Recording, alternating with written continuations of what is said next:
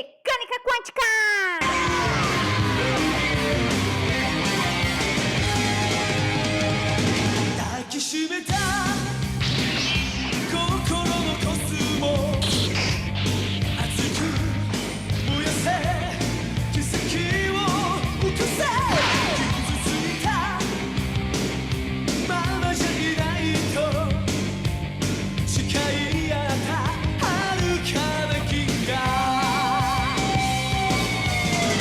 Quantum Mechanics.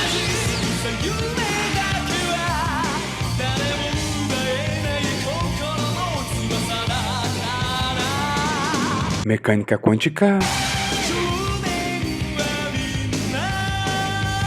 Mecânica quântica. Mecânica quântica. Mecânica quântica.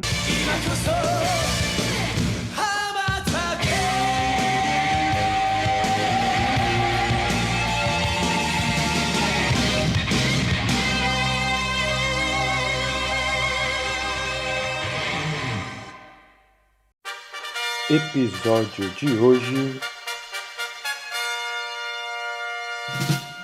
E aí, pessoal? Vai para a nossa quarta e penúltima aula da semana. Vamos ver, será que eu consigo gravar tudo num dia só? Então, vamos lá. Então, esse vídeo, né, a gente vai fazer, digamos, repetir a lógica do vídeo 2, né, para aplicar a regra de ouro de novo, só que em outro contexto físico, que vai ser um espalhamento, não vai ser uma ionização. É por isso que aquele negócio é regra de ouro. Na verdade, em geral, o livro costuma chamar de regra de ouro o resultado que a gente vai ter aqui. Mas eu entendo que é o mesmo, equivalente ao do outro. Né? Então, esse negócio de regra de ouro que vale para várias situações. Né? Um negócio bem forte, um estado bem, digamos, bem completo. Então, vamos tentar explicar aqui qual é a situação. Então, se você lembrar da semana passada, no terceiro vídeo, a gente fez aquele caso da perturbação que ele é independente do tempo. Então, o cara ele começa a atuar em algum momento, se ela ligou a interação, mas ela não muda no tempo, aqui não tem uma dependência temporal. Simplesmente a interação começou a surgir, mas ela não tem uma dependência temporal explícita. E a gente calculou, chegou nesse resultado. Aqui eu estou usando essa notação agora I e F maiúsculos. A gente vai entender daqui a pouco. Então essa é a probabilidade do cara sair do estado I, grande, né, do estado inicial, e chegar no estado final. F aqui maiúsculo. Essa é a conta que a gente fez lá, né, com o resultado da outra vez. Né, STF, TI, PPP. Se for olhar, é muito parecido com a conta que a gente fez no caso periódico, né, é só pegar a periodicidade igual a zero. Óbvio, se a dependência temporal é uma função de, digamos, uma função periódica de ωt, então tem o exponencial de ωt, se você faz ω a zero, esse cara não depende do tempo, né? Virou esse caso daqui. Então a gente vai pegar esse caso e depois a gente explica o motivo, né? Mas vamos jogar esse tempo inicial indo para o menos, aqui eu chamei T0, mas seria o TI, né? Indo para o menos infinito e o final para o mais infinito. Então a ideia é assim, essa perturbação, essa interação, ela começa a atuar no sistema, mas ela não depende especialmente do tempo. Então se tem alguma situação onde lá longe esses caras não tinham essa interação, e depois lá no futuro eles não têm interação de novo. Né? Esse lá no passado, lá longe, é o menos infinito, e lá no futuro é o mais infinito. A interação não tem. Né? Para que você tem bem cara de espalhamento, né? Os caras não interagem lá. No menos eles vêm separados, né? Sem interação, chegam, começam a interagir, então eles não interagem lá no passado remoto, e depois não interagem de novo no futuro distante. Por isso que no final vai ser a construção para isso, para o espalhamento. Então, se eu for olhar, formalmente essa é a mesma conta, se eu comparar do vídeo 2, com ω igual a zero. Ω seria a periodicidade da força externa. Então, é só copiar o seu resultado de lá, vai ficar isso daqui, né? Escrevendo aqui sai com a frequência, só botei para energia, igual a gente fez da outra vez. Isso daqui é a sua regra de ouro. Aqui eu não esqueci dos lambdas, que eu esqueci lá. Então, no nosso vídeo 3, foi comentado que uma perturbação adiabática, se você for olhar lá, né, fazendo um truquezinho que fez uma integração por partes, que uma perturbação adiabática, se ela não muda esse cara ele passa a atuar em um instante, passa a atuar, ele ligado e depois desligado. Mas se durante esse tempo ele não muda muito no tempo, a forma da perturbação não muda no tempo, esse cara não muda a energia do sistema. Isso é que corrobora aqui, né? Então, essa regra de ouro de Fermi, então você jogou o cara com menos infinito para mais infinito, ou seja, seu sistema, sua perturbação sempre atua, de certa forma, exceto lá no passado e no futuro, mas enquanto ela está atuando, ela não muda no tempo. Né? Então, aqui está, essa questão que ele não muda energia está nesse delta de Dirac. Mas isso não quer dizer que é trivial, que ele não faz nada. Isso a gente vai ver daqui a pouco. Porque, por exemplo, o sistema, vamos supor, a ideia que um espalhamento, né?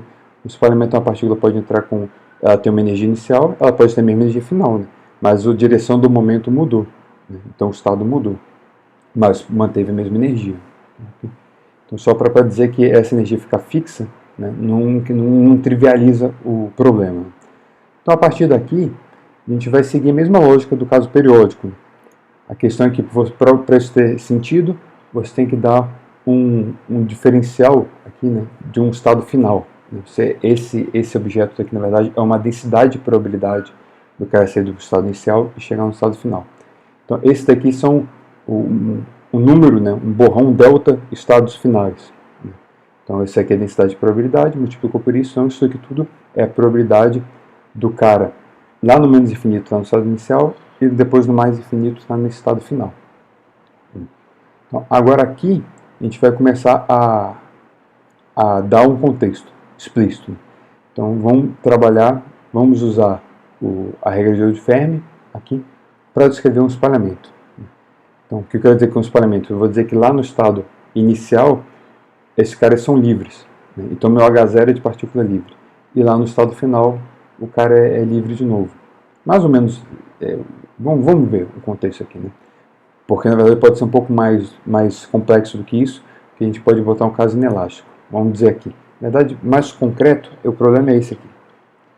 Vamos supor que, ao invés de ser simplesmente uma partícula, outra partícula e voltar, você pode ter, digamos, essas partículas, né?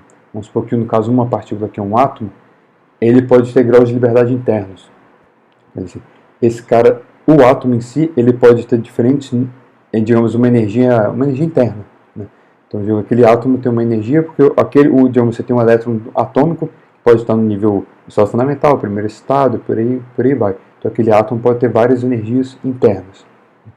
Você jogou um cara, jogou outro cara, lá no menos infinito não interagem.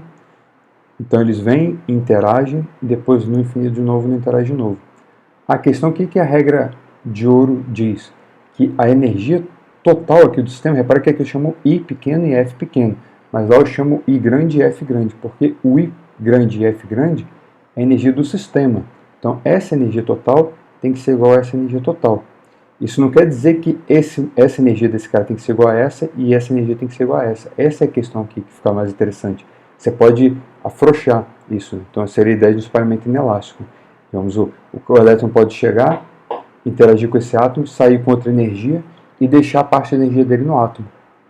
Né? Seria um espalhamento inelástico. Ou roubar a energia do átomo. Né? Então, o átomo decair e ele sair mais rápido. Repare que, necessariamente, como a gente está tratando aqui, a interação entre o elétron externo e o átomo é dado pelaquela nossa perturbação. Então, lá longe, eles não interagem, no passado e no futuro. Então, meu estado inicial e final, eles estão no passado remoto e no futuro distante. Então, necessariamente, esse estado tem que ser um produto direto. Porque você tem um problema de uma partícula livre e um átomo, e esse caso não tem nada a ver um com o outro. Então, eu tenho o estado da partícula livre vezes um átomo, o estado do átomo. Então, digamos, a função de onda é o produto. Tanto no começo quanto no final.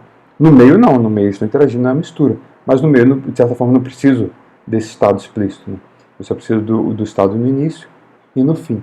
Então, eu vou denotar assim, o NI, N é o estado da energia do átomo, né? O PI é o momento do elétron externo, para a entrada e para a saída. E deixa eu ver mais um comentário aqui, é isso. Né? Não, é isso. Então, a sua energia total, ela se conserva. Né? Então, essa energia é a energia inicial do sistema, essa aqui é a energia final do sistema. Se a energia do átomo inicial e final não é a mesma, esse espalhamento é inelástico, porque então o módulo do momento inicial do elétron incidente não é o módulo do momento do elétron espalhado.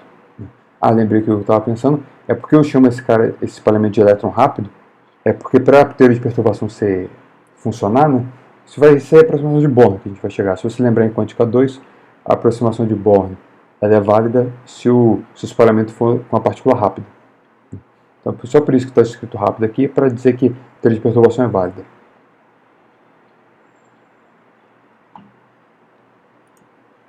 E eu estou escrevendo assim, mas a gente vai usar aquele problema como se fosse um problema efetivo, né? Um problema de dois corpos, que vira um problema de um corpo só, com massa efetiva, usando centro de massa. Mas como o átomo é muito mais pesado que o elétron, esse elétron externo, na verdade, esse problema não é assim. Né? No referencial do centro de massa, simplesmente o átomo está parado, o elétron vem e espalha nele. Então o problema é esse, o átomo fica paradão.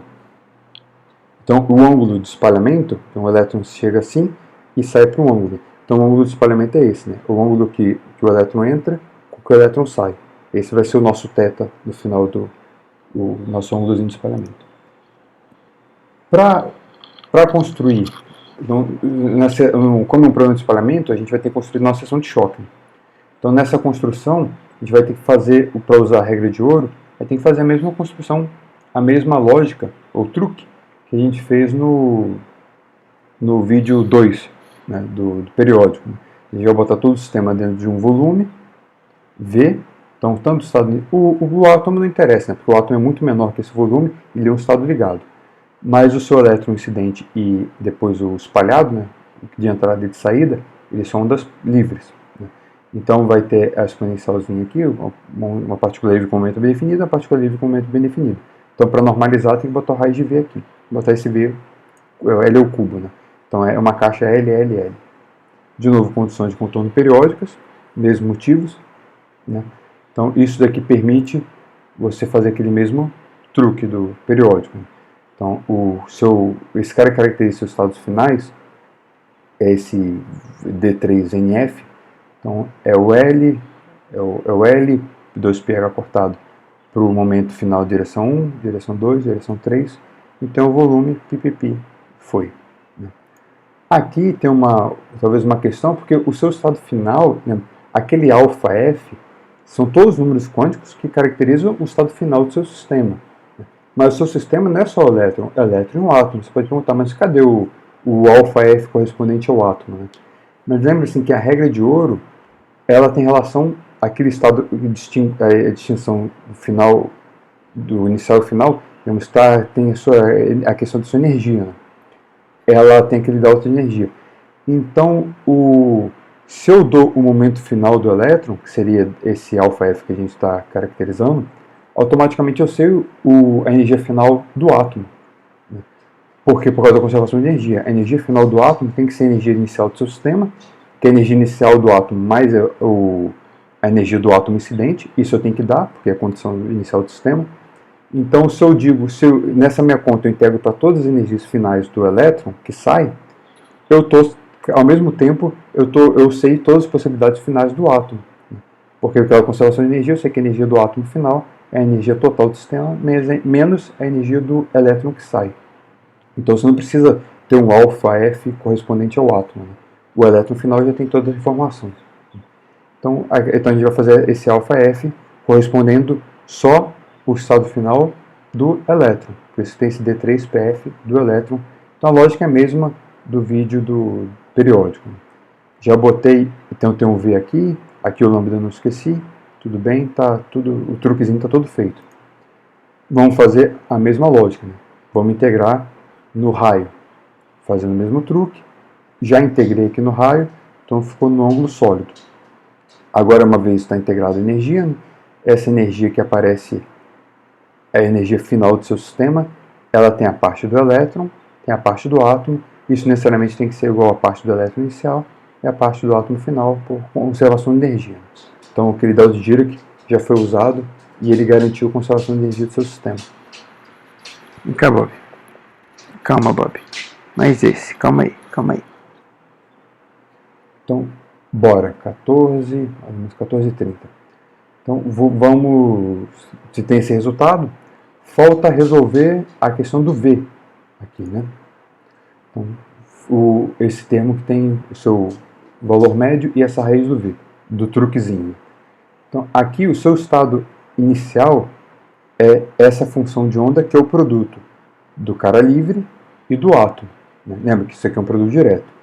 E o final, que é o conjugado do psi do átomo final e o psi do elétron final. Por isso aqui tem o exponencial de menos, né? E aqui é o conjugado. E aqui a interação no meio, né? Esse aqui é esse valor médio. Estão me ligando, mas não sei o que é. Deixa eu ver. Calma aí, daqui a pouco eu volto. Voltei, né? Então, nosso truque nessa brincadeira, você tem o estado inicial, o estado final. Esse cara, como está tudo dentro do volume V, né? Então, o cara livre tem uma raiz de V, o cara que sai também tem raiz de V. Só que aqui fora só tem uma raiz de V. Então, um cancela, mas o outro fica.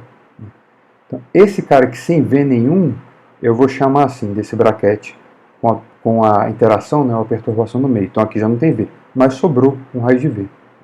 Então, quando você volta lá, só antes de voltar uma observação, é que esse pedaço agora aqui, que não tem um volume, só um comentário. Se a sua interação, a sua perturbação, né, ela só depende aqui do elétron, dessa integral aqui de x, mas porque não tem, ela não depende, o seu elétron externo, essa interação entre o átomo e o elétron externo, ele só depende, digamos, da posição do elétron externo. Não depende, digamos, da posição xa, seria a integral aqui, digamos, em todos os... Vamos supor que seu átomo também é formado por elétrons, né? Então seria a integral dos seus elétrons atômicos, né? Então, se não depende disso, esse cara só depende, então, digamos, da distância entre o átomo como um todo e o elétron externo. Essa parte da integral do átomo, ela fatoriza, né? Então, eu posso pegar ter um átomo no estado final, o átomo no estado inicial, integrado aqui no átomo. Só que esses aqui são altos estados de energia do seu átomo. Eles são ortogonais. Então, aqui necessariamente vai dar um delta NFNI. Então, necessariamente aqui, esse cara só não vai ser zero se o estado inicial do átomo, ou a energia do átomo inicial, for igual à energia final do átomo. Então, se a energia do átomo inicial é igual ao final, então, eles cancelam na conservação de energia. Então, a energia do elétron incidente tem que ser igual à energia do elétron espalhado. Ou seja, então o módulo do momento inicial do elétron e do final tem que ser iguais. Então, esse é um problema elástico, né? Seria o que a gente fez em quântica 2. Né?